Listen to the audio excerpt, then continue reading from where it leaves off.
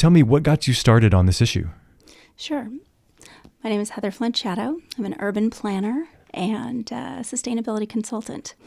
And the Portland Main Streets Design Initiative is an outgrowth of something called the Division Design Initiative. And we started in 2013 as our neighborhood started redeveloping. And I had been a government planner working on long-range comprehensive planning and redevelopment in the past and had created Main Street design guidelines. So when I saw my neighborhood was going through a significant amount of change, I wanted to make sure that we had the right tools in place to have a greater voice in that process.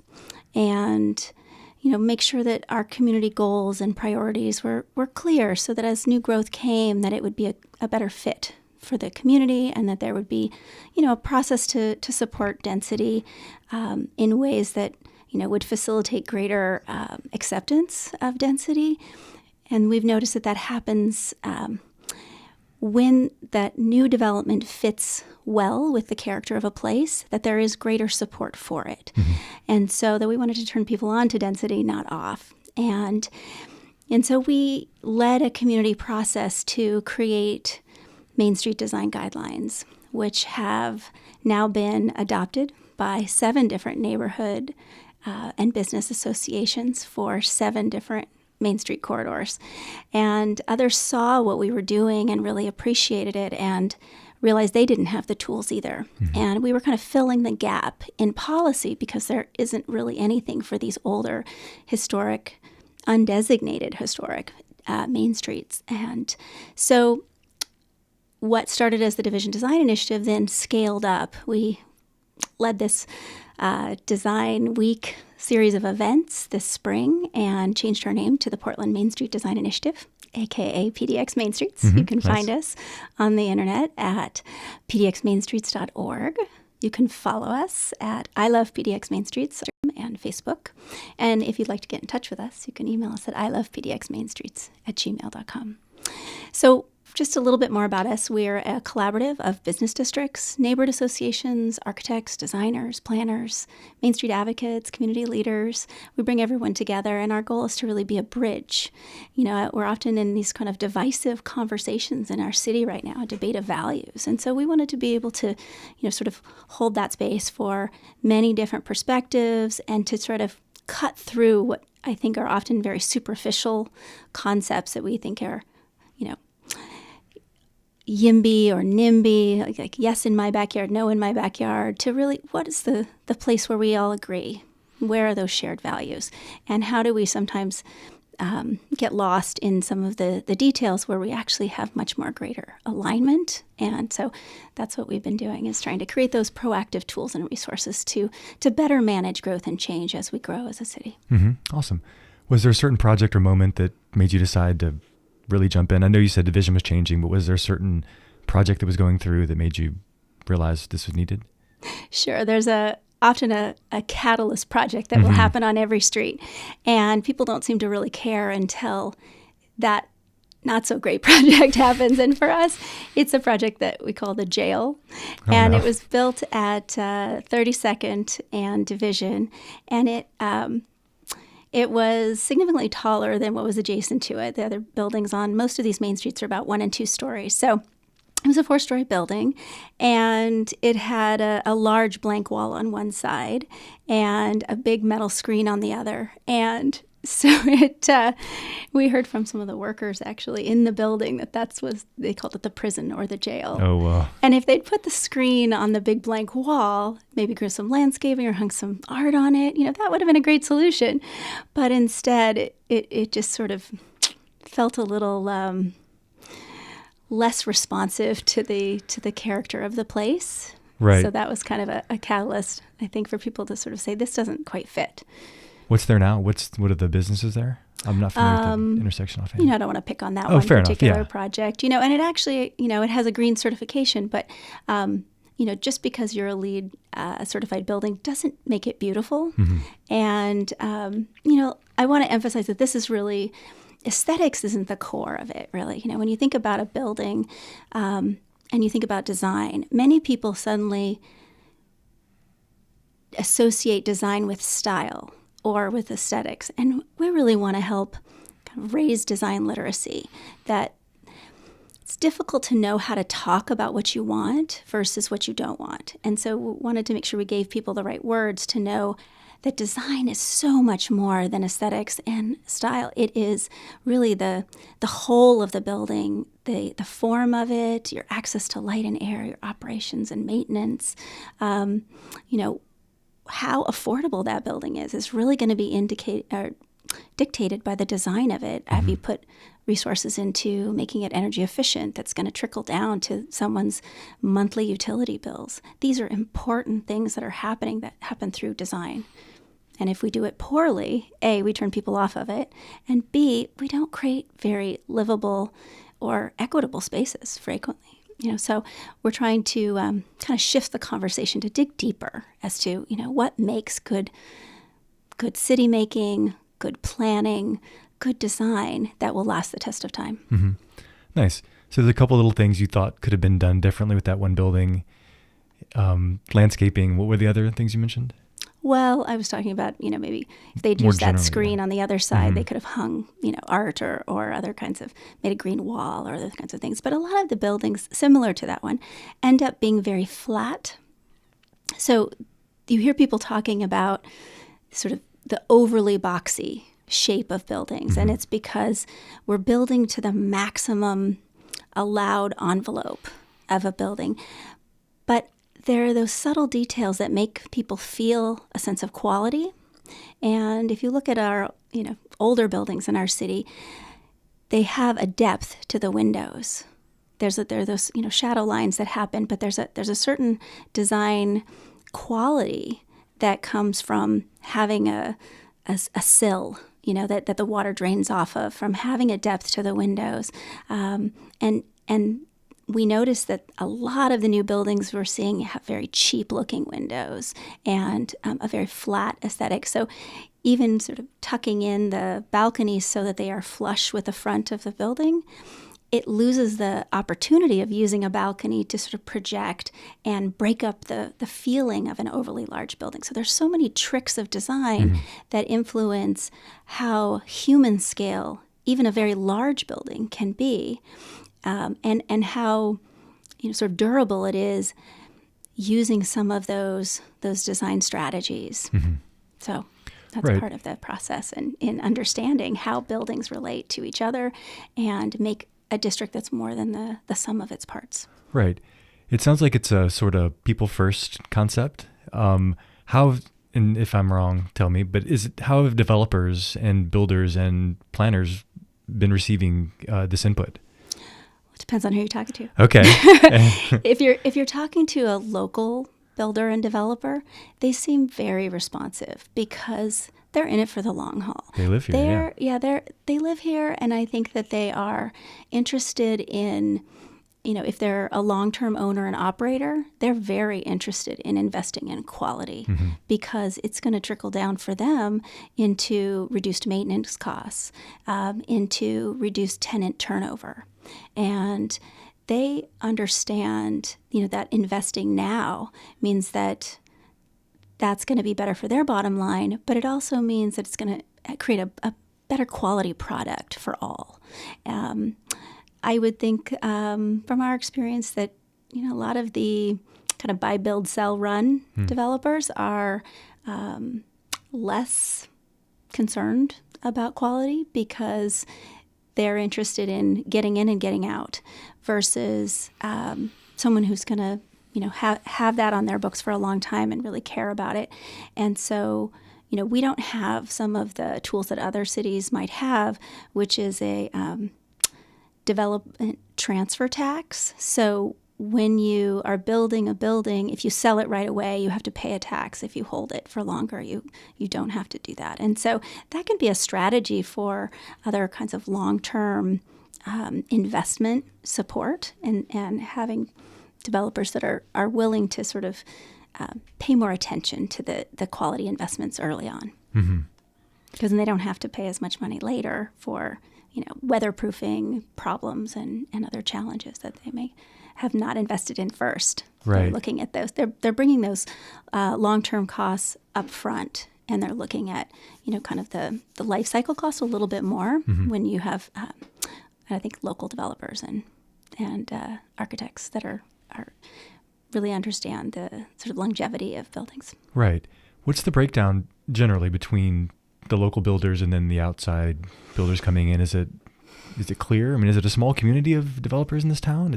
I think it is a small community of developers, but I think there's very few small local developers. Okay. I think there's a lot of big developers, and it's often a handful of those folks that, for example, on Division, we had one developer that built 3 buildings at the same time, another developer that built 3 buildings at the same time. And the first developer, they have continued to build additional buildings, and that one developer had a particular aesthetic of, every building maybe wanting to be a little different and outside the box, and it wasn't really a priority for them to fit with the existing character.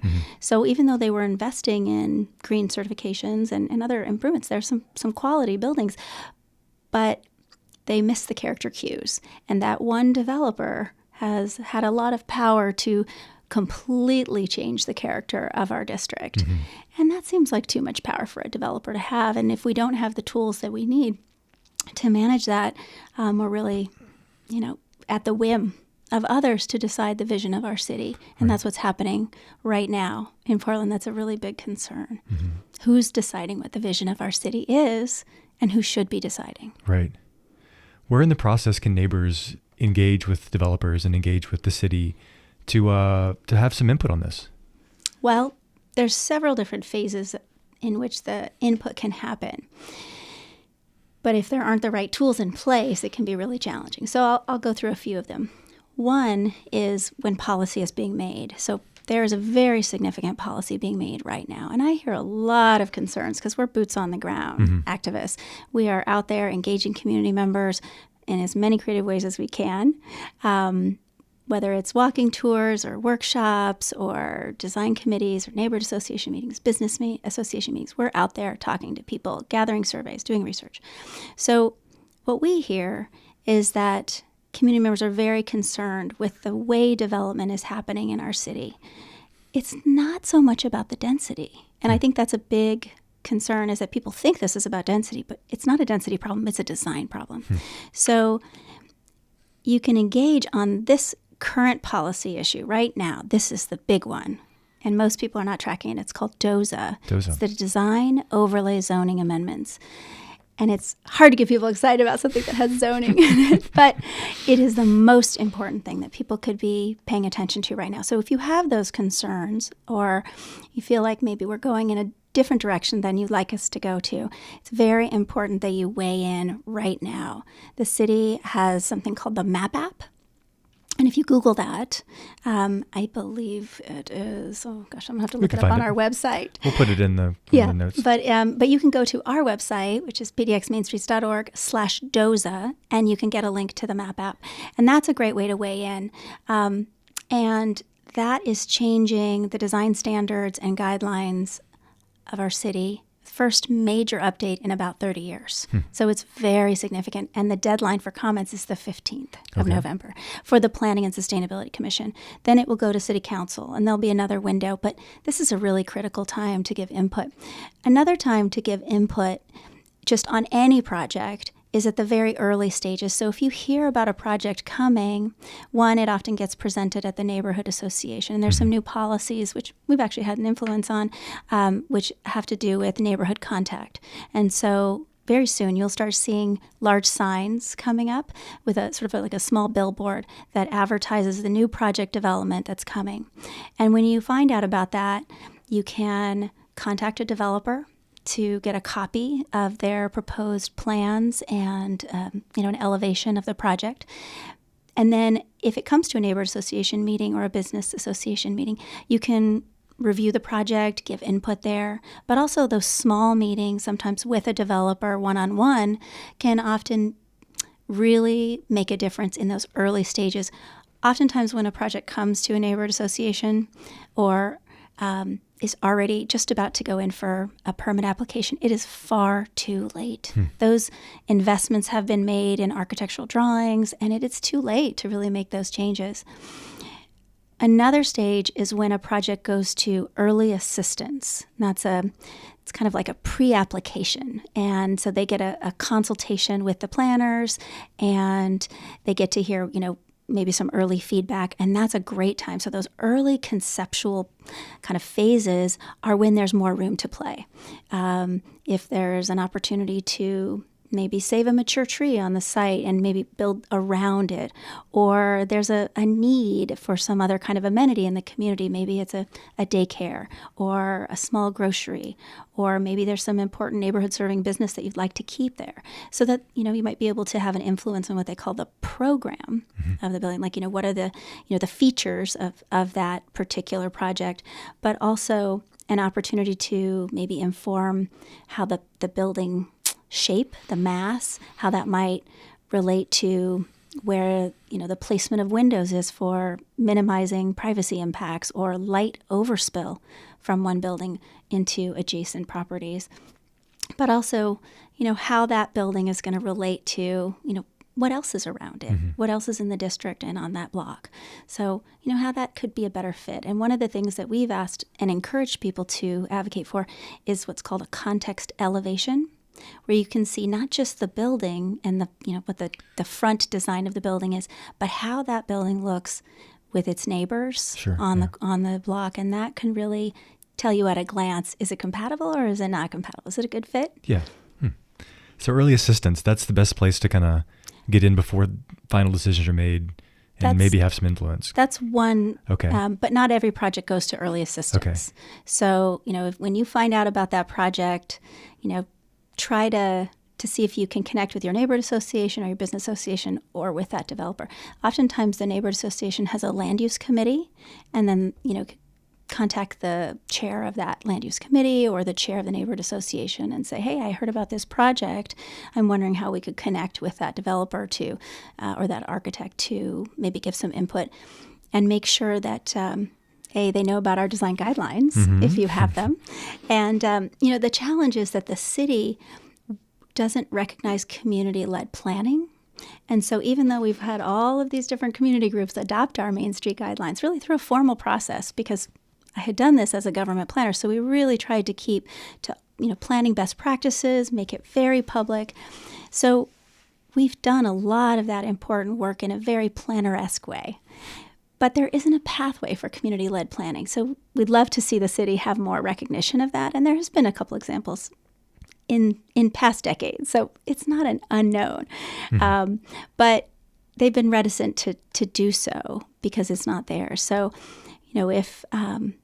if there's a way to integrate more of these, community priorities around design into our planning processes, that would be an important thing to advocate for on DOZA in particular, so that communities really do have more of a voice in the process, and it's not just sort of happening to us, that it's happening with us.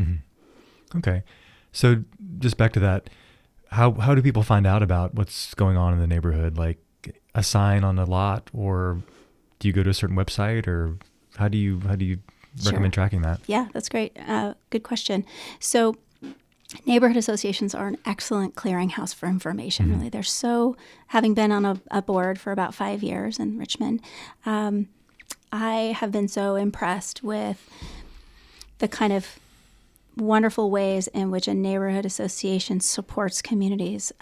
One, with information about coming policy, about coming development, and ways to weigh in, as well as incredible activist efforts to foster community gardens or to do neighborhood cleanups or graffiti removal, things like that. Lots of cool community building, things like that. But in terms of finding out about those projects, there's one really great resource that's called Next Portland. Next Portland, That's a great way to see kind of the volume of development, but also to maybe be able to see a map with icons on it, and you can click on it, an icon, and get a little bit of information. There's not a lot, but there will be a lot better information coming now that we're going to have these new kind of billboards up as projects are proposed on the particular site. I think that will reach a lot more people. So that's a win right there, right? That's a huge win, and Tell me that's about something that. that Seattle has done, and it's very helpful. And again, I mentioned that we, as an organization, have also been not only working on identifying what community priorities are and really studying the patterns of our city, but also trying to weigh in on policy as it was coming. So we've had a litany of policy that has been, kind of a fire hose, if you will, Right. of policy efforts for people to track. And it's a little intense. I think it's hard for most people in general to track policy, but the amount of them in a row has really, I think, been overwhelming for communities. So we had the comprehensive plan, and we weighed in heavily on that. We had the mixed-use zoning process, which, kind of updated a lot of our previous Main Street development standards and kind of tried to, merge them into something that was more consistent and set a lot of our new standards for, kind of these higher density buildings. And then we also had the residential infill project, which is still ongoing. And then we also had the neighborhood contact project, the better housing by design. You have the development overlay zoning amendments, DOZA, and I think I'm forgetting one or two. But it's really been a lot, even for the advocates who normally track these kinds of projects. I think people are a little worn out from the process. Right. And so, now we're at this moment where all of these other, concerns that we've heard for a long time have a place to go. And there's been very little public engagement, I would say, on the planning department. We really have tried to be collaborative throughout this entire 6-year process with the city, have really engaged them, had them come to our neighborhood design committee meetings for 2 years of public monthly meetings. We had a city staff person there almost every single one, and we keep coming back to the city and asking to collaborate, asking to support them where they can. It has not been taken up, and so we're not sure if that's sort of the framing of this, is that they hear a lot of people raising concerns and they somehow put us falsely in a box of not knowing what to do with us. Right. And so they might think somehow that by talking about design that is somehow a anti-density, which is absolutely not the case. I've been advocating for density for 20 years. I've been doing this work for several decades. And really we look at this as an effort not about preserving the past, but about preservation of our future and really building livable, sustainable communities. Awesome. Are there any wins you could talk about, or opportunities when you engaged a developer and got some things tweaked or changed that came out well? Sure. Okay. Absolutely. Cool. I'll tell you two examples. So we've had many, but one of them was on the neighborhood contact policy. So we wrote a policy that said, here's who to engage, here are the times to engage people, and what to do when you come to a meeting. What kind of materials do people need to have enough information and to be able to understand what is compatible and what is contextual. And so we have this one-page proposal that also has a little kind of template for actually writing down what you hear from the community when you come to a neighborhood association meeting for looking at a development, and then how you're going to follow up. And right now, there isn't a process like that at the city. And so we've got a more detailed and contextual and compatible kind of process. A lot of that actually was taken up by the Neighborhood Contact Code project. And so we were grateful to have had an influence in that. But other communities have adopted our policy because they felt like it gave them more of a specific ask of a developer to get the materials that they need. We still would like some of that to actually be in the permit submittal requirements, like the context elevation in particular. That would really help. And that would, if context is really a big priority for this new DOZA process, that would be something that we'd like to see them incorporate. So we've had some success on that. We've had Awesome. all of these other neighborhoods adopt our design guidelines. That's been a huge win because we want to make sure that even if the city doesn't seem to get it and to take it up, that we are still empowering neighborhoods with a process to clarify their goals and their priorities. What do they want? Not only for their existing character that's here now, but for their desired future character. So we're still out there doing the work, regardless of where the formal policy is. We're empowering communities with those tools now that they can still use. Even though they're voluntary guidelines, they still can work in a similar function to, one, help a development move faster because they have less community opposition, because it fits better with the community's goals.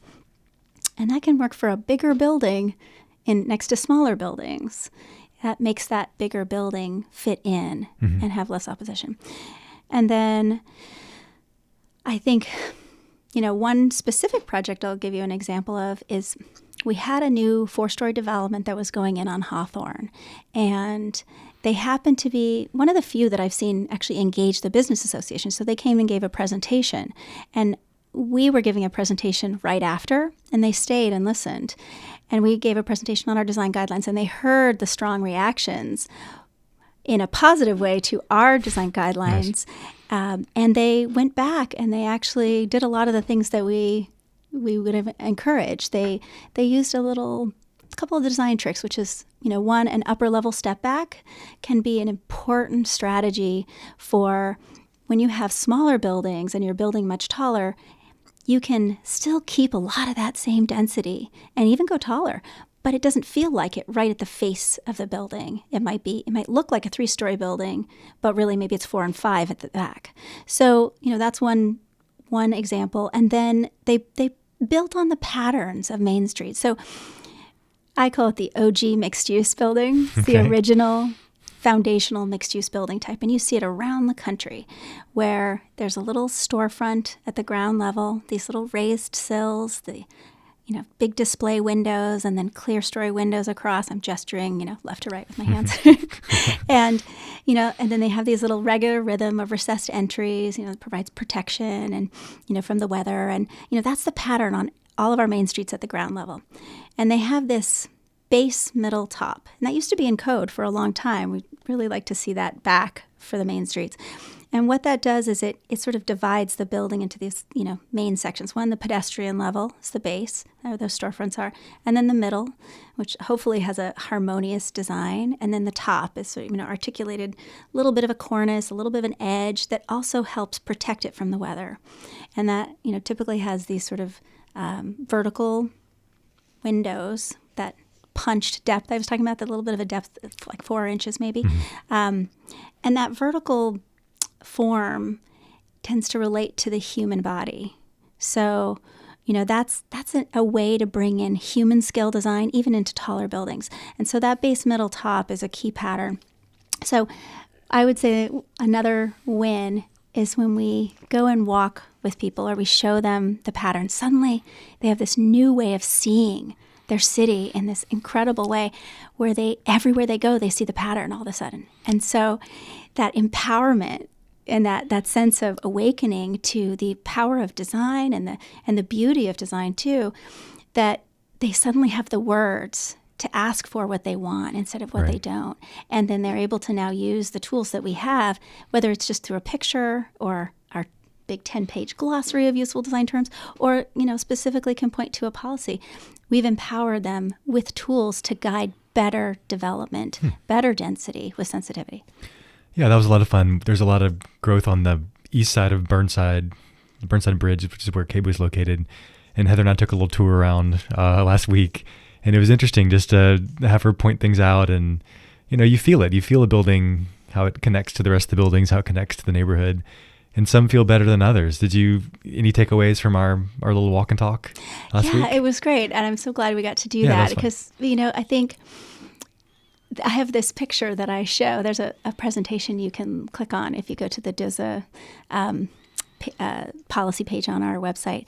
And you can see this one image of the Burnside Bridgehead where none of the buildings relate to each other at all. None of them are speaking a common language. It's exciting, but how that fits for our entire city. Are we creating kind of a cacophony of competing designs that are calling for your attention? Every single building is trying to grab your attention, versus creating more of a harmonious kind of design that, while some buildings really should stand out, right? Like, what are those monuments? Those are the buildings that should stand out. If there's a school or a civic building, a theater, a library, a community center, what are those buildings that really, I think of the Seattle Public Library, which, kind of is designed to almost, it's a Rem Koolhaus that, it's designed to look like a library book that's sort of opening. Oh, okay. And it's, very grand. It doesn't relate to anything else around it. That's okay. Some of those buildings are really important, but not every building needs to be designed to be a monument. And I really love the artfulness of the building, the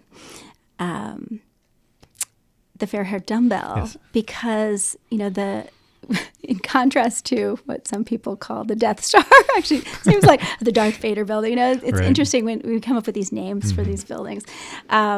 I didn't make it up, but it's interesting to see the sort of common thinking that can sometimes have these accolades or description of these buildings. And in contrast to those sort of darker, heavier buildings, that one stands out with a lot more art. And I like the sort of biophilic aspects of it. Was sort of, biophilia is sort of love of nature, and if we include that in our buildings, they make us feel more connected to nature, and they make us feel inspired. There's a lot of beauty that is inspiring to the soul, and so are we building in the artfulness of our creative town into our buildings? And I think the interesting thing, I think, in our walk that I noticed is that, similar to what I've heard in other cases, we kind of fall in love with the object of a building. And if we dig a little deeper, it's like, what's beyond that? What's beyond the object? How does it feel? What's the psychology that, we feel when we walk around? Does it feel like we're sort of small and it's looming over us? Can you see the occupants inside the building? Can you, what are the texture of it? Sharp, and does it feel warm? Does it feel like, I can't touch that, it feels too pristine, I don't want to put my fingers on the glass? Or how does that building feel like it's for you? Does it have public space? Does it have a gathering space? Does it have art that you can interact with it? Does it have a shade tree you can sit underneath? And does it have a place to sit and gather? And so I do this all the time. I'm such a geek. I love this. My husband's an architect as well. And that's what, our date nights are often just walking around the city and kind of geeking out about buildings, and in our minds sort of, okay, what would I do if I could redesign this space or redesign that building? So it was great to see some of the buildings through your eyes and have you show me some things that I hadn't seen, because you work in the Exchange building, which is a beautiful old building. Sure and then to look across and see, if you're standing in front of the Exchange building, there's a more modern building that is very different, but yet the proportions of the windows related to some of the proportions of the other building, and the sort of white of the Exchange building and the white surrounds of the windows. It starts to, sometimes it's color, sometimes it's shape, sometimes it's pattern. How you use those to kind of create connections with what's around you, even if you're very different and in a completely divergent way, you're still creating a common language. It's like an echo off the design or the color. Yeah. So I think people sometimes think we're trying to say replicate, and we're saying just don't reject or relate. Right. It's got to be hard to formalize that, though, because there's an artistry to it. It really is. I think that's the true art in the architecture, and I would pose that as a challenge to our architecture community, is that we're not designing for a magazine, and I think we're a lot of our current architects are trained with the mentality to be different. And so how do you create the artfulness and the distinction, yet also focus on context and compatibility? Because those are going to be the beloved buildings. And if you look at all of these buildings, there are these subtle art elements in the building. And I'm not talking about ornament. I'm talking about an interesting detail in the brickwork. And you only notice them, I think, if you're walking or biking, that you really start to see the subtlety of the art and the depth and the texture and just the details of these. You know, the devil's in the details. It's really beautiful. So easy question, hard question. Do you have a building in Portland you really like? And is there one that you and your husband, who you said is also an architect, disagree on? Ooh, I have to think about that one. Gosh. Easy one I'm is so in your love favorite. with so many of the buildings. Yeah, there's good stuff. I was telling you, I've been writing some things about my love affair with Portland buildings and Portland Main Streets. You know, I continue to fall in love with buildings wherever I go. And there's this wonderful sense of discovery. Every time I go to these neighborhoods, I've been so many times, walked down and studied it. And I feel like, you know, Hawthorne is my neighborhood street. Mm-hmm. It's the other side. You know, I live between Division and Hawthorne. And, you know, you can see where the hubs were on the streetcar lines. That's why we have all these old main streets is, you know, they were, you know, the extension from downtown, you know, all these east-west corridors were where developers were planning to build new neighborhoods, and so they invested in these streetcar corridors. In fact, these streetcars were the most formative planning influence in our city. I don't think people know that. And so they're, you know, both a culturally important piece of our history. And I think one of the things I love about it is it's not some kind of elitist preserving our, you know, imperialist past. It's not, you know, it's not something like that. It is that we are underserved for art on the east side, and these buildings represent a significant component of our art. And, you know, that these buildings were built not by architects. They were built by immigrants who expressed their culture through their craft. And the craft of them is so great. So as a crafty city, you know, that I think we want our buildings to demonstrate something, you know, that feels like it resonates with who we are, that it reflects our identity as a people. Does it reflect the culture of the people in the neighborhood now as we're building new buildings? Does it reflect, you know, the artisans and makers of our city? And so, I don't know. I have to think about what my husband and I might disagree about, but it makes for good conversation. I mean, I bet, yeah. He's an architect with CGF and an energy and daylighting expert, so I have to give him a shout out. My husband, Chris Chatto, is you know, he's an innovative thinker, and so, you know, for about 5 years, I worked with a nonprofit, I'll give them a shout out too, called New Buildings Institute. And we worked on the greenest of buildings, the highest performing buildings, which were zero energy buildings that would generate all their own energy.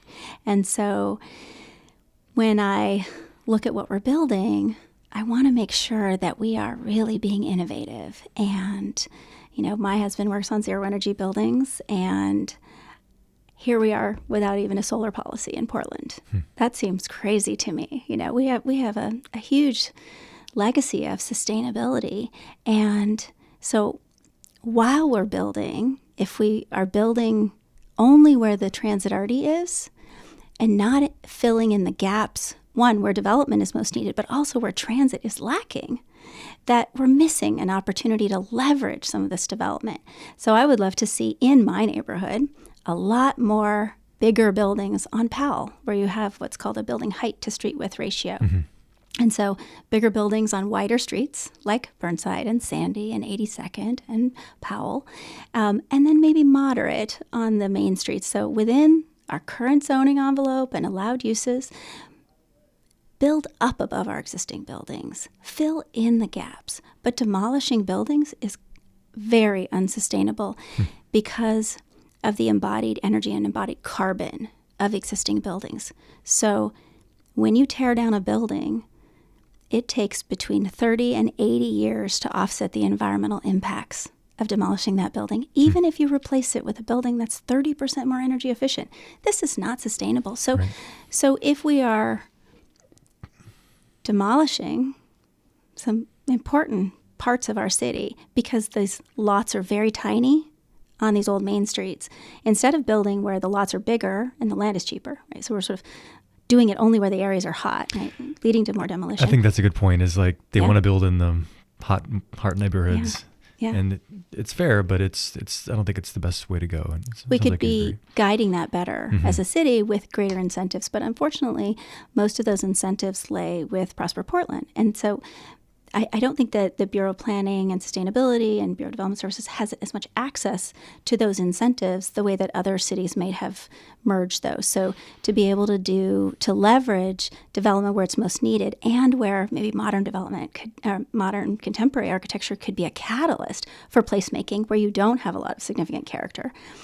We could be incentivizing what I'd like to see more of as an innovation zone, where saying, okay, we're going to give 10-year tax abatements, we're going to give other incentives if you're net zero or deep green, those kinds of opportunities to really, do great placemaking in the places that need it the most, instead of overbuilding or rebuilding in the places that are hot, where the land is expensive and the lots are small and the impacts are great. Interesting. Yeah. What about DOZA specifically? Do you have any, I'm sure you've given testimony. I have. So I'm just kind of curious what you came up with, or I think it's sometimes good for people to get an example of what people think who have more experience with it to maybe shape their own input. Sure. So you can give input, just whatever you think. You feel free to give your input on what you think about development and what do you think about these old main streets, and what do you like, what don't you like.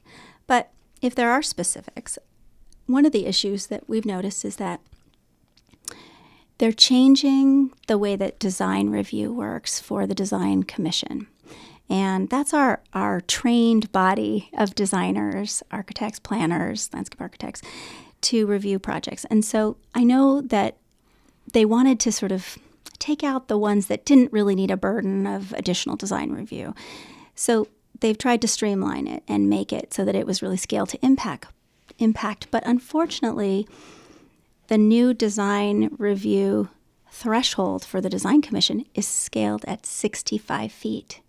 That means a 6-story building. So if you're under 6 stories, you will not get design review by the Design Commission. And it doesn't need to add additional cost. It can really add quality, and it doesn't have to be, this extra burden. But it's not scaled for impact to these narrow main streets.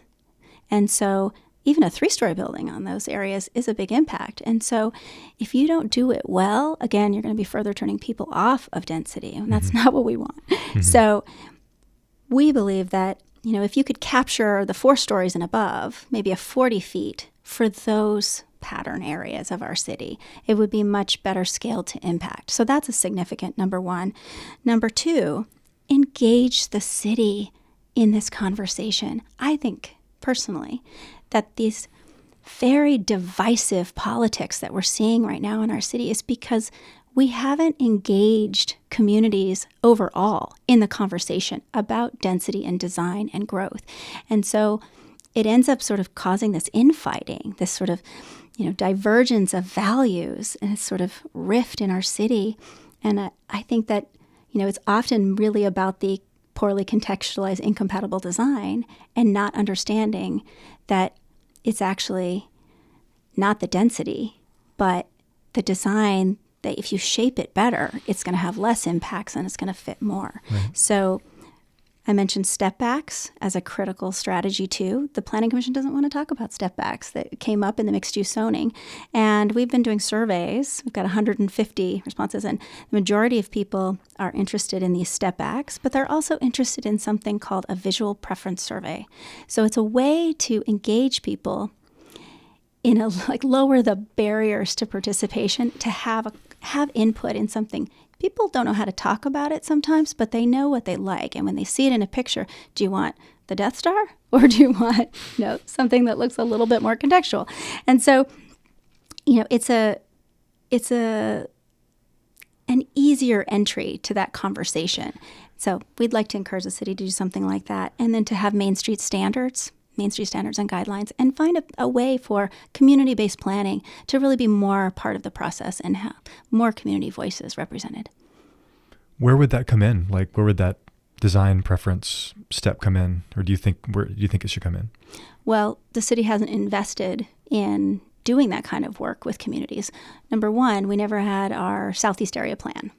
And the city stopped doing area plans before we got to Southeast. So I consider that also to be a significant gap that we didn't do that work. And from talking with the Bureau of Planning and Sustainability, it seems like their priorities are around climate and outer East Portland. And absolutely would support those priorities. But I don't think they are at odds with what we're talking about. And that the more that, community members can have some guidance from the planning department, if the planning department can say, these are our requirements for being recognized. Here are the kind of, best practices you need to follow. And if you do this work and check off these boxes, we can validate that work. And they've identified some of those things. And so we need to have something that is not just a top-down only approach. Mm-hmm. We need to be able to have some, bottom-up, grassroots, community-led planning that one can fill in the gaps when city staff is not having the budget or work plan to be able to do that work. So we don't ignore good planning. Mm-hmm. And that's been the case, which is really unfortunate. Instead of, creating a pathway for collaboration. It's a missed opportunity, and I'm hopeful that maybe there can be some avenues to make that happen in the future. But we're going to keep on doing this work, whether they validate it or not, because community members keep asking for it. Right. So we want to be able to take this work to other neighborhoods. We just started where we were, and then more and more people wanted it, and so it's been adopted by Richmond Neighborhood Association, the Division Clinton Business Association, South Tabor Neighborhood Association, Hosford Abernathy Neighborhood District, the Hawthorne Boulevard Business Association, the Selwood Moreland Improvement League, and then the Woodstock Neighborhood Association. And we just went to the King Neighborhood Association, and Alberta is interested in adopting these as well. So we don't want to create a conflict with the city. We want to be able to show that there's something that we've done here that can support what is identified as future work in the staff report on pages 52 to 53. They've identified this important future work, and I'd love to read you what they said. It's a short little 2 paragraphs, but I think it says it all. Okay. Go for it. Yeah. So, project staff acknowledge the historic and community value of places studied in the low-rise commercial storefront analysis. The identified areas comprise Portland's earliest building blocks that still define today's neighborhoods. The buildings that make up these areas are a lasting testament to the physical characteristics that the design overlay zone espouses, defining context, contributing to public realm, and designing for quality and resilience through generations of merchants, residents, and visitors. They embody the image of what makes Portland, Portland. These areas are indeed well positioned for growth with access to services, shopping, and transit. However, without demolition protection, the blocks that comprise these early buildings and their immediate surrounding blocks are in danger of being fully redeveloped without a nod to their character-giving features. Absent the development of historic or conservation districts within these areas, which would require owner consent due to state law, these blocks, because most are within the D overlay, the design overlay, these could rely on specific guidance for development and redevelopment within the D overlay tools, which could build on this valued character. We've done this work, and it could be leveraged to support the city. There's also important work that Metro did, sort of the Main Street design guidance that was done in 1996. There's a Main Street design handbook that was done with Prosper Portland and Emmerich Architects that was done in 2012. And there is existing work that could be leveraged right now. So we are encouraging people to advocate that this future work be a priority, because right now it's not a priority for BPS staff, despite this language. And so we're also encouraging people to not only weigh in on the map app, but frankly, where the power is at the mayor's office. So it's not that hard. I did it last week. You can call 503-823-4120 and leave a message for the mayor's staff and tell them that you really are concerned about the 13 undesignated historic areas and that you'd like them to prioritize this work. So where are those in town? Spread out, I suppose? So some of the examples would be Hawthorne, Belmont, Fremont, Alberta, Selwood Moreland, Montevilla, and others. So unfortunately, the poorly titled study, Low-Rise Commercial Storefront Analysis, exciting, eh? is really the vintage building study. Mm-hmm.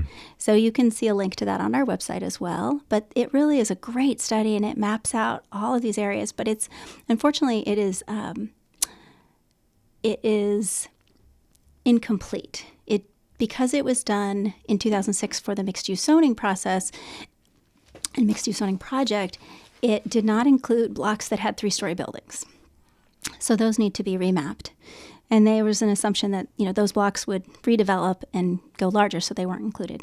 And then the blocks that had only partial special character, maybe a new development had gone in and started to, change the character, that those blocks weren't included either. So those areas still need to be remapped, and that would be an opportunity to collaborate with the city, to have them do that work and to leverage the work that we've done.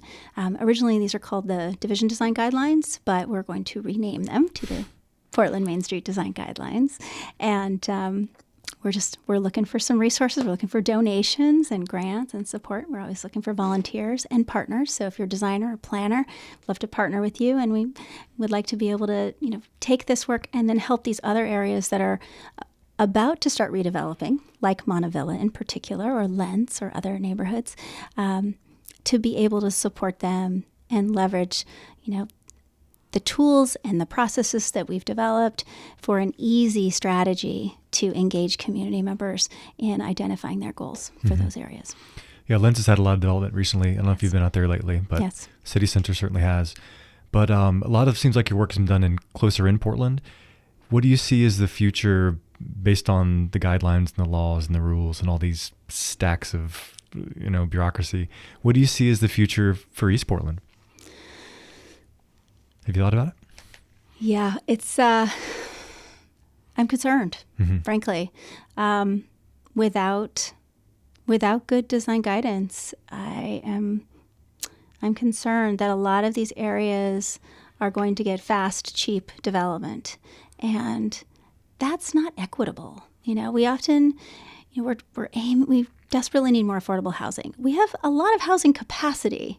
But it's different than affordable housing. And who is it affordable for? So I'm concerned that we are not building affordably. Often our more traditional design practices, I talked about the base, middle, top, sort of not cantilevering our buildings out over the street. That's, again, fast fashion, or sort of, taking advantage of the building envelope potential to sort of gain additional square footage.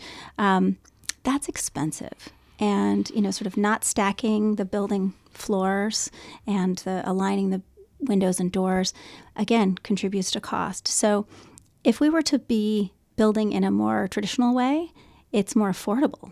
And I think it would also fit better in a lot of our neighborhoods. So I would like to see our city be a little more outside the box, bigger vision.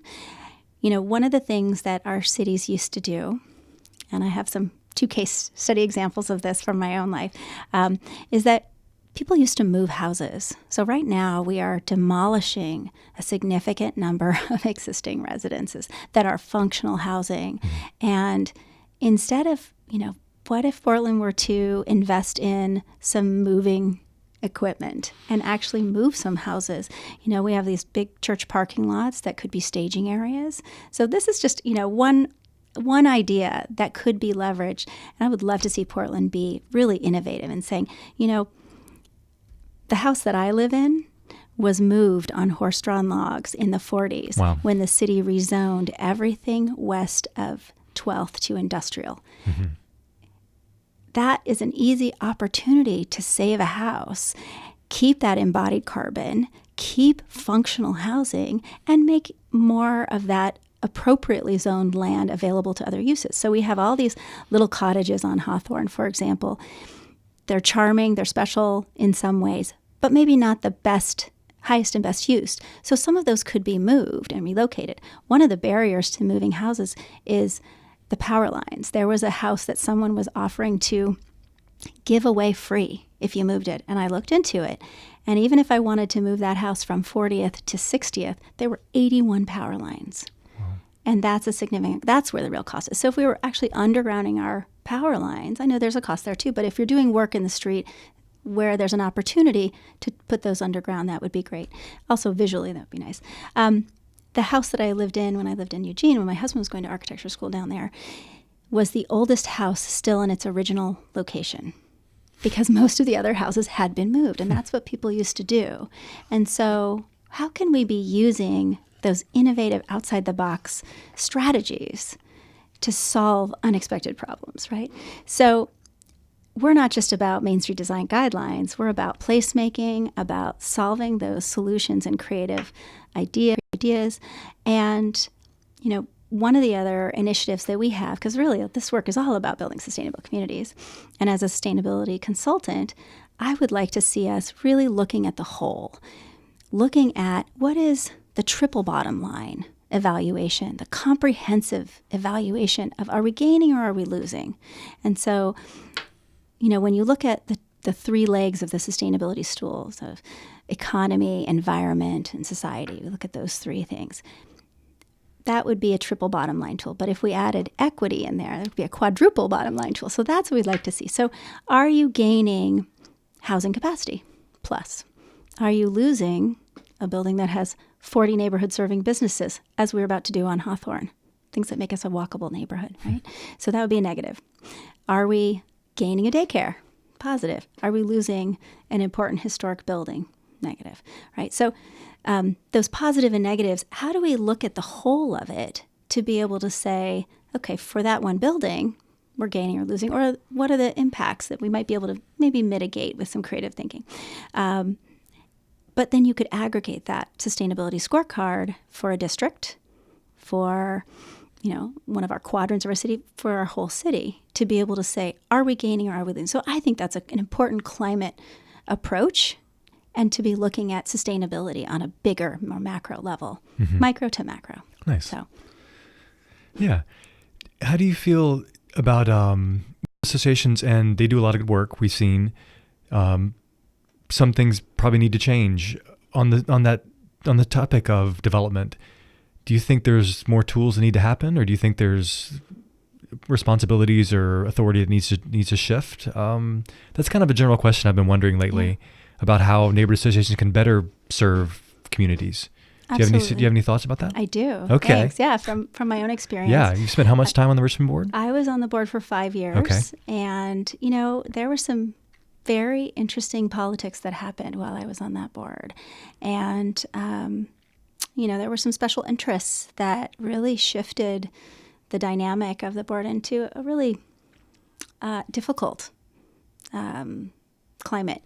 And I think, honestly, it had a lot to do with sort of density and, again, not having had the citywide conversation about that, and kind of sort of power struggles around this. And so, what I think is that these are all volunteer groups, right? So they represent the people that show up.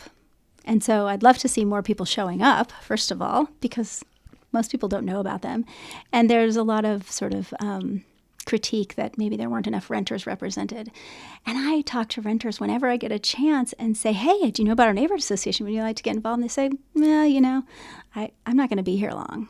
Why would I want to get involved? And so I think that sometimes we make things an issue and we'd like to solve it, but there are other circumstances at play that make them more difficult. So yes, we'd love to have more renters involved. And we used to have a chair of our neighbor association was a renter previously, a few years back.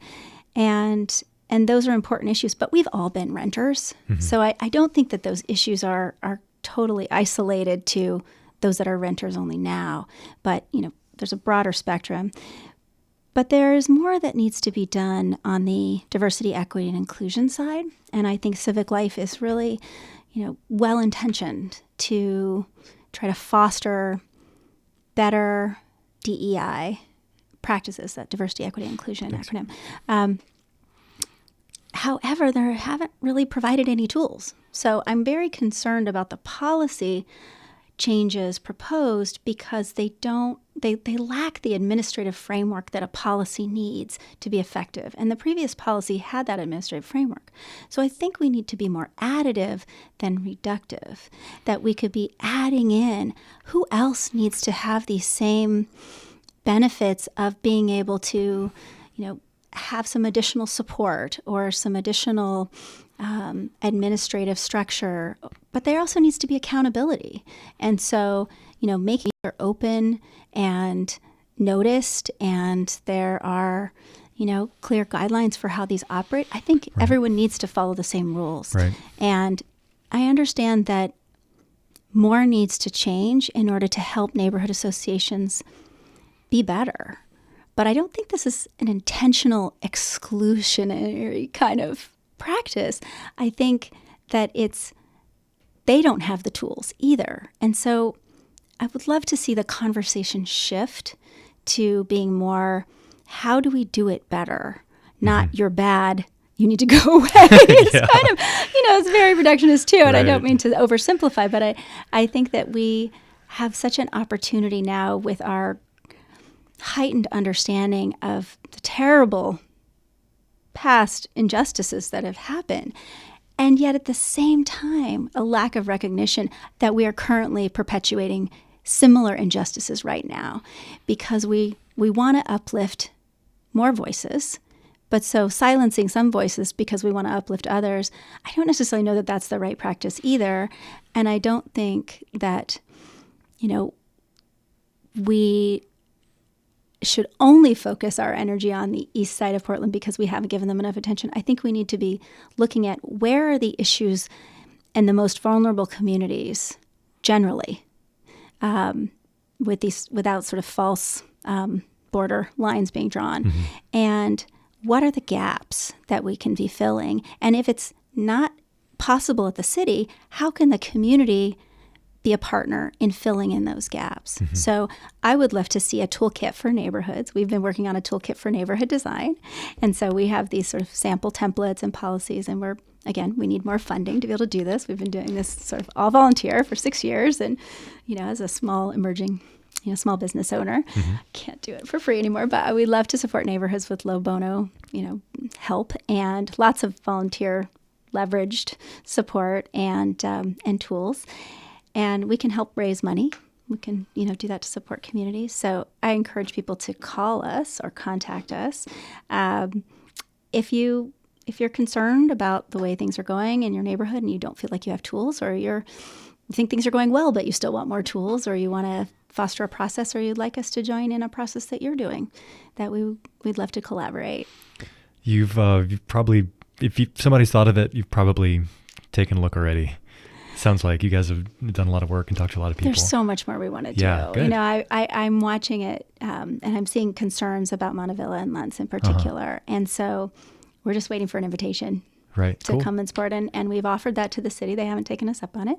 But, but how could there be a process, or could there be a funding stream for, if you gave these neighborhoods $20,000 to identify what their important buildings are, what their existing character is and their desired character, and what are those opportunity areas that are likely to redevelop. So that's what we've done. That's our model, sort of, what's your vision? What are your special buildings? What are those key sites that are likely to redevelop that you could establish some proactive goals and planning now? So before it happens, you've already established kind of a list of those goals and priorities. So it's all these other areas are starting to redevelop now. So let's do that work. Right. We can help. Yeah, nice. I think we're all kind of dealing with the same issues on a micro scale. And it's good to compare notes and to collaborate across the neighborhood boundaries, because you've learned a lot and other people have learned other things, and we can all get together and kind of share those experiences. And I think there's also an opportunity to have a lot of fun with it. Good. That's a big piece of being a volunteer and staying engaged, is that it has to be fun, you don't want to just slave away with these kinds of things. You want to make it fun, and we like to have fun. So, one of the things that we have up right now is we had, recently you came to this. I did. This First Friday event we had as the opening of an art show on, that's a exhibit of our historic Hawthorne area. undesignated historic district, kind of showcasing what are the patterns of Main Street, and with narratives that describes, you can see the patterns and start to articulate what the language is to describe it, and then also to compare. Here's an example of a small building next to a big building that maybe is poor contrast, compared to another example of a small building next to a much higher new density new building. That's a good contrast because it's relating to the patterns. And so there's some great stuff. It's up at Floyd's Coffee Shop at 118 Northwest Cooch in Old Town. And then you'll get to see all the Old Town buildings all around you and all of those amazing patterns surrounding our beautiful downtown area. And, other ways we engage people with art is, we did art installations up and down the corridor of Division, up and down the street. We had a partnership with Architecture for Humanity, and we custom made these art installations. They were, old bike wheels and bee boxes, little old radios and printing presses, and each one was custom made. We tried to be very planner-esque about it, so we put them at places where people did yoga and where they were grocery shopping, where they would take the bus, where they would go to a bar, where they would go to a restaurant, where they would be, going in for other kinds of neighborhood services. And we had them up for 9 months. We had 450 people fill out these. They're kind of Mad Lib vision cards, sort of I love blank in Portland. And, I come to Division blank times, a week or month or, by X mode. And, I'd love to, my favorite building is this. And, in 10 years, I'd like to see, more of this and less of this. And so people did that, but then we partnered with Portland State University and we did a division perception survey, and we had 300 people respond to that. People poured their hearts out in that. There's a lot of great input, and the majority of what we heard was that it was about design and it wasn't about density, and that people really wanted the buildings on these older historic corridors to relate to the character of those places. And so, how do we engage with other partners? How do we bring art and the fun factor into it? We gave Main Street Design Awards this year, which was really fun. Cool. Again, positive is important. We really try to, we're not trying to make anybody the bad guy. We're not trying to shame anyone. There's a whole sort of culture of shaming right now, which is really sad to see. And, really want to bring out, what are the things that we love about our city that keep us, unique and that is special, that keeps people wanting to come here. And it's interesting to hear that Travel Portland is now, people have come to Portland, they've done downtown, they're sending them out to the neighborhoods and the main streets. Yeah. And so it's part of our identity. It keeps us unique. And I don't want to see us lose those things. So how do we grow in those smart, innovative, sustainable, sensitive ways that keep the creative soul of our city? Right? So I'll just tell you one quick quote. So Gustav Mahler said that tradition is not the worship of ashes, but the preservation of fire. And that's what I'm talking about. I'm talking about preserving the fire of our city, our creative heart and soul. Lovely. Lovely. Anything else from your presentation you'd like to share, or? Well, let's see. Yeah, take a look. I have some thoughts on DOZA a little bit more. Okay. I would just say that the things that you could weigh in on, in addition to the height thresholds, that's not being scaled to impact, and the step backs, but that we'd like to see more outreach by the city, and I'd love to encourage people to advocate for a big town hall, that we really could talk as a community, and maybe, what ONI used to do before it was Civic Life, Office of Neighborhood Involvement. They had these big citywide summits. And I think we need to come together as a community and talk and see where there is alignment and where there isn't, and not be afraid to debate, because there's nothing wrong with debate. It's okay to disagree about things, but is there a significant majority? Is there, something where we, the majority of us come together around certain issues and not just sort of the extremist voices on either side, kind of leading the conversation. And that, there is an opportunity as we rewrite our policies to be able to, think more creatively about, how do we foster more leadership in design innovation. There's another group called Plan Design Explore. They have a great blog. It's really funny. I encourage people to follow it. And they're doing similar work to what we're doing, but they're better at social media. And so they've got some great graphics that kind of illustrate a lot of these concepts and, simple design practices. But they're also looking at, how could you bring together community members in like a design charrette meeting? So if you don't know what a charrette is, it's a French word. It means like, kind of this throwing everything on the cart, as the design practice. It's like, you do it really fast. You come up with your design really fast, and you bring people together for these intense meetings. And it could be an afternoon, it could be one day, or like several days. But you come together and you say, this is what we want to accomplish. Let's come up with some quick designs, and let's work together with, teams of designers and planners and see what we can do. And they have these wonderful images, and there's a couple in my presentation where, we can build these really, really big boxes. And a box isn't a bad thing if you carve it up well. It doesn't feel like a box if you do it, if the art of it's done. But you could decide how you want to allocate your density. That we have some strategies. If we could be a little more flexible, you could say, we have X amount of density we need to accommodate. And we want to get there in this creative way within our neighborhood. So there's a little more flexibility. Could that be a pathway? That would be really innovative if Portland could look at that. And so, that's something that we could foster more design charrettes. We could come and, look at not just what's there now, but what's needed. Mm-hmm. And how could that be accommodated? It could happen on a single building too. You could say, what, we want to be a little bit smaller here on this particular building, and we want to step it up to taller places, to be able to have a little more flexibility with the massing of a building. And so, what are those outside the box practices that we could be fostering that furthers Portland's innovative legacy and, deep sustainability commitment? Very cool.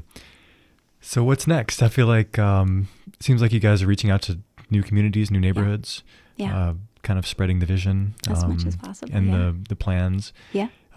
Anything else on the broader scale? Well, we're going to be doing more Main Street Design Awards. So we'll probably be putting something together for Design Week. So we'll be doing some more events, and you can nominate some buildings if you're interested. I'm going to nominate the building on Grand. That's the Grand Belmont. I'd like to put that one forward as a possible recommendation because it's a tall, dense building, but that building, I've noticed a lot of people calling it out as a really positive example, and it follows the Main Street patterns. What do you like about it? Oh, gosh. It uses brick, which feels really warm. It has good depth to the windows. It feels quality. It has this repetition with variation in the window patterns. It has the bottom, middle, top. It has the storefront patterns. One thing that I would love to see, I think I'd posted some pictures of this on our Instagram feed. I love PDX Main Streets, so mostly I post pictures of beautiful buildings, but lately we've been posting some activist stuff. But I think Brian Libby commented, that, this is a great building, but maybe it could have carved out some space for a plaza or some kind of gathering space. And I would agree. So we need more incentives to be able to sort of trade off. So like, for example, if you had a building that had step backs, that you could bonus those back if you're putting in a plaza. You could, bonus that back in some other, community amenity or other ways. So there's some more, I guess we're looking for some more flexibility. Mm-hmm. But one thing I was thinking about for that building is that, and this could be a policy approach, is that, if you had a building that was going to build 100 feet from, the corner into the center of a block, could you reserve some space for a pass-through or an alley? I mean, that I think can foster greater pedestrian access and bike access. And they also, foster a sense of kind of discovery. I discovered this amazing mural the other day that just blew my mind. It's around the corner from Rejuvenation, and happened to meet the artist who was just sitting on the stoop, the building across the way. And I asked if I could take a picture, and they, I was interested in the courtyard style design, which is, we have done really good density in the past. We know how to do density if we look at our past models. And so I was taking a picture to kind of study the stoop in the courtyard, and they said, "Oh, have you seen this alley?" So I went to walk around. They said, "Oh yeah, this guy, did this amazing mural," and he gave me a tour of it. So, those alleyways I think are really interesting. And if you could sort of dedicate 5 feet of each of the buildings, that if they were going to do that, you could create an interesting policy that would foster more pedestrian paseos and pathways and things like that. So we'd love to talk to the city more about creative ideas. Nice. Who won the awards last year? Oh, good. Well, Offhand. You can check out our website Okay. on our Main Street Design Awards. There's a great presentation where you can see some of them. So we gave an award to the Seven Corners Community Collaborative Building at 20th and Division. And that was designed by Waterleaf Architects. And it's a really nice example of kind of, the Flatiron building type, where it's sort of on an angled site. Right, gotcha. But it also has what's called a chamfer. It's like a cut corner, like 45-degree cut corner. And that's a really great design practice that you see in a lot of our old Main Street buildings too. So that one, it's done in brick, but it has some more modern aspects to it. And I think it's a nice hybrid. And then so that was our Southeast example of our Main Street award winner. And then we gave another award to the 1930 Alberta building that was designed by Emmerich Architects. And that building looks like it could have been built 100 years ago. And it was built for typical construction costs, and it was leased up immediately. And it has, incredible artfulness in the brickwork, subtle details, but these lovely little deco influences, the Main Street storefront, the bottom, middle, top, all the great patterns are there, and it's beautiful. And it also treats all sides of the building, so there's no backside of a building. We gave awards for a missing middle housing type. We gave awards for adaptive reuse. I think it's Siteworks had a building off of, I think it's 12th and Hawthorne, and they added a very contemporary addition above a one-story building, and it's beautiful. We gave an award to a couple architects with Sarah that were designed some new buildings that I'm not going to say I love all of Sarah's buildings, but the ones that are built in the older districts where they do have to meet certain standards, they've done an excellent job at building new buildings that really meet kind of the spirit that we're fostering. A couple of the buildings around Northwest 21st, I would say. I think this one's on 19th. That is the new hostel building adjacent to the Northwest Hostel. And then there's another one that's downtown. That's a hotel. And then we also gave an award for art and innovation to the Solterra building that's at 9th and Division that has, the 5-story mural with the woman with the living hair. Right. And that's a deep Very green cool. building. It's very contemporary, but if you look at the patterns, it's got the Main Street storefront on the base. It's got the vertical punched windows. It's all sides of the buildings, and it's deep green. There is a secret mural on the top level. It has a living wall in the interior. It has solar photovoltaic canopies on the roof, and then it also has this wonderful green roof. So I've done a lot of green roofs and stormwater stuff, so I like to keep track of those Nice. buildings. And it's a really innovative building. So we'll be on the hunt for those kinds of other Main Street buildings. And then just to kind of wrap up, your question, we're going to be looking at supporting Alberta. They're interested in having us do a workshop with them. So they're raising funds right now to be able to do some kind of community visioning workshop. We're currently wrapping up the process of customizing design guidelines for Selwood Moreland. They have 4 little Main Street areas that they're interested in using the guidelines for. They've adopted them for. And then ideally coming out and supporting some of these other Outer East neighborhoods who need us. And then been talking with some folks for Old Town and looking at a grant for maybe doing some improvements in Old Town and some master planning. There's some Prosper Portland grant opportunities right now. Okay. And so we're going to be looking for funding and more donations. There's a button on our website. Please support our cause if you feel so inclined and you like what we're saying. To anybody who is interested on collaborating or would just like to learn more. Yeah, nice. One more question, unless you have something else to add. Anything in East Portland that just blows your mind, impresses you, a missed little gem out that way? Because I feel like, I lived at on 82nd for a while and explored a lot of that part of the part of Portland. And then goes to 182nd and then Gresham. And there's a lot of city out there that I think doesn't get as much attention. And part of that, I think, is because we don't have districts like a lot of cities do, and we probably should. And I don't know who's pushing that, but that could help a lot. But do you see anything out that way, that just a neighborhood or a building that just thrills you? Yeah, I see there's a couple buildings that I find really interesting. There's one on Powell, and it's sort of covered in vines and it looks run down, and I'm trying to remember exactly where it is. I want to say it's around 20th, and I just keep looking at it and think, oh gosh, I'd love to build that. I'd love to buy that building and rehab it and fix it up, because it's a treasure. You think, oh, there's nothing out there on Powell, but there are these little gems here and there. And I know Powell's going to be doing some community design walks and is interested in kind of shaping their vision too.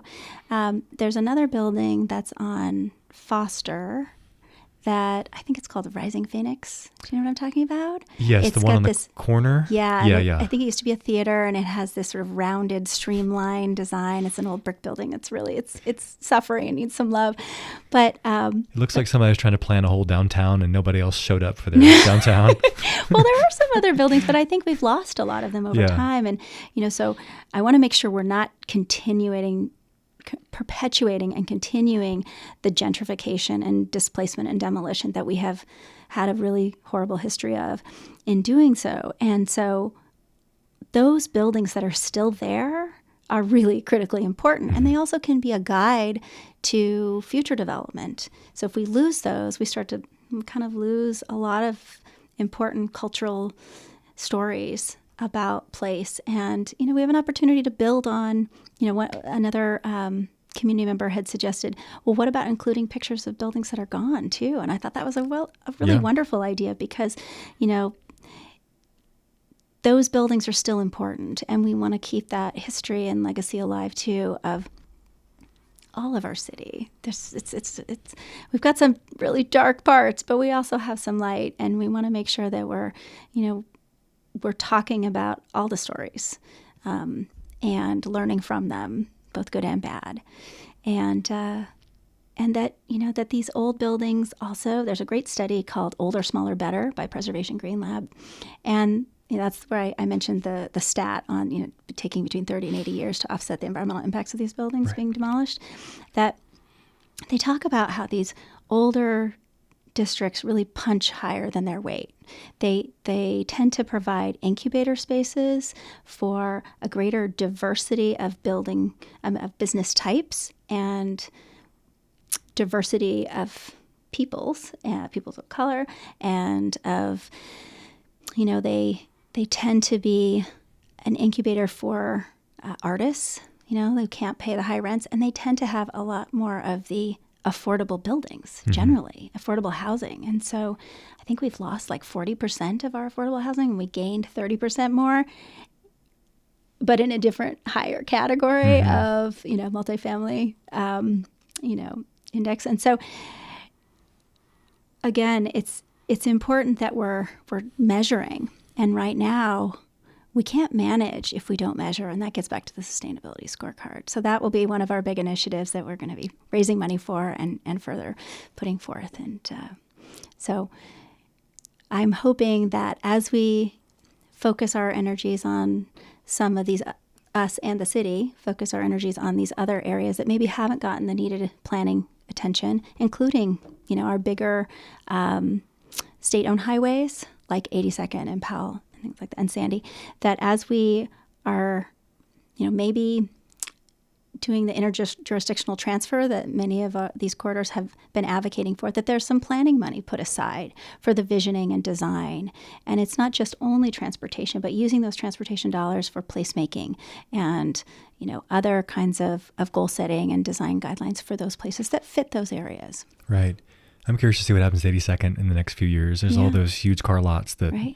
This is an opportunity. Yeah, one switch, one development could change the whole thing. Well, and I think you're pointing out something really important, is that one development, if it goes the wrong direction on the character side, it can be, and it can send the wrong message. And that what we've noticed on Division and on Hawthorne and other places is that one development then sets the tone for all to come.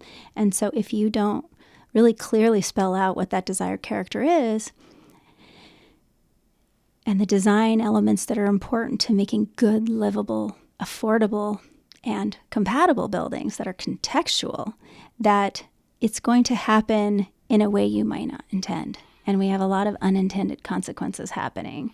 And so I don't want to see that happen anywhere else. I want to be able to sort of perpetuate something that is the innovative spirit of Portland, that is crafted and done with care, so that we can continue to be a model city and a leader in advancing both solar innovation and more equitable development that really reflects the voices of the people here, the ones that are going to come, and our future goals for our city. Yeah.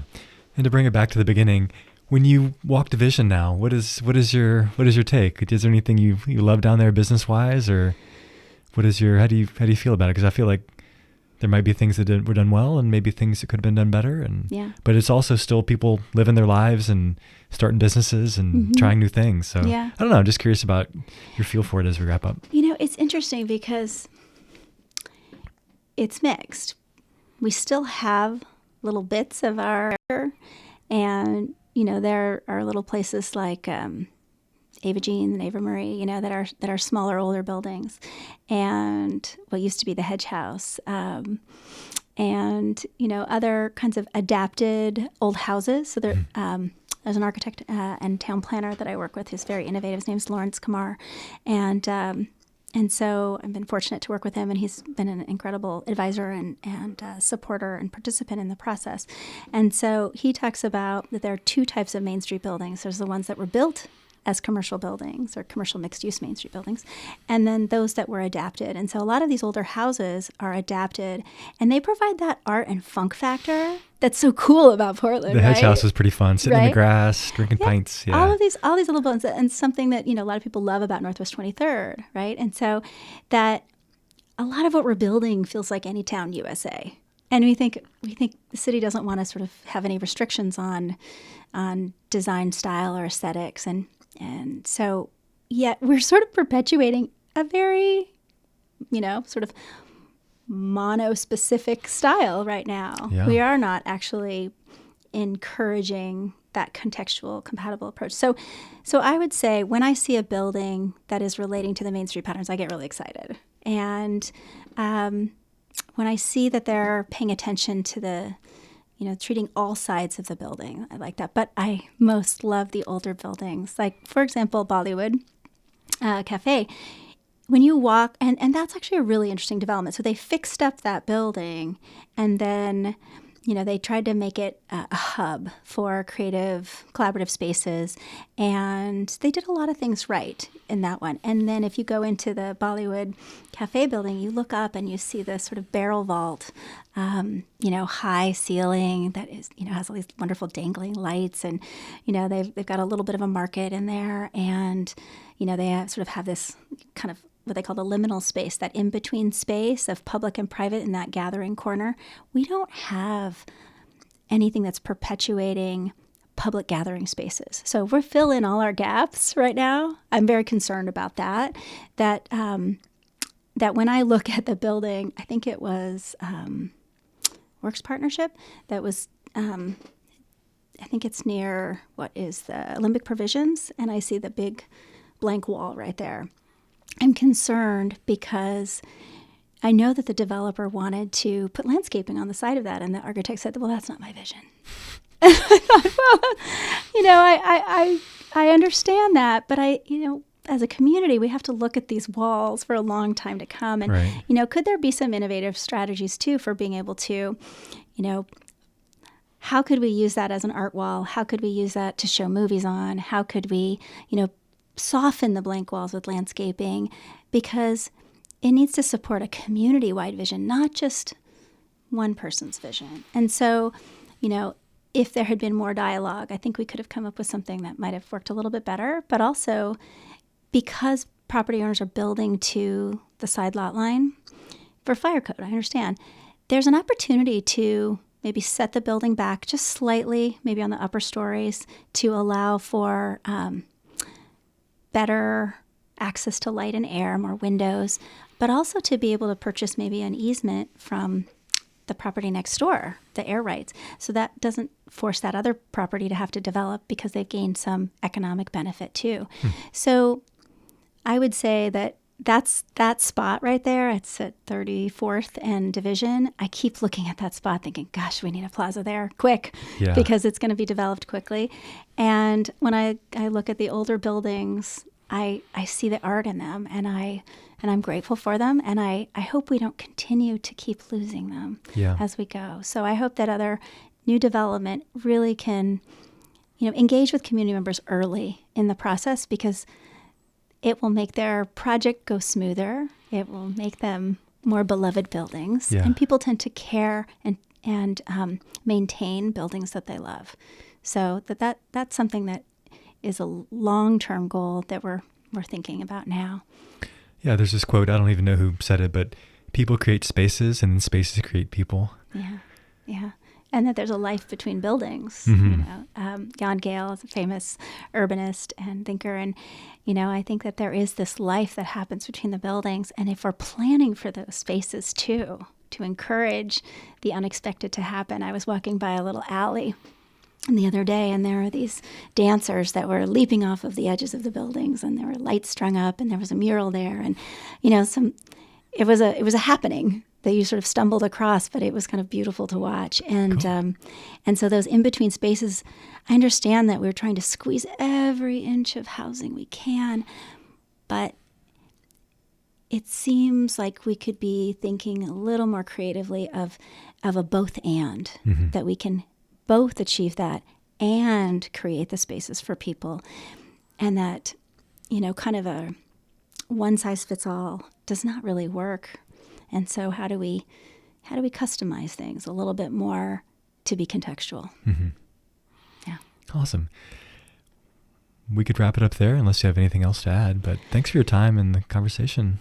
Thank you so much. And thank you for the good work that you're doing also with the Village Project. And I'm inspired by what you're doing, and appreciate the important work you're doing to bridge the gap, I think, as your own civic activism too.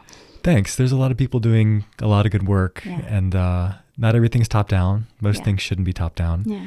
And there's a lot of stories to be told, and we have the tools to tell them. So that's great. Yeah. Look forward to more collaborations. Awesome. Great. Thanks so much. Thank you.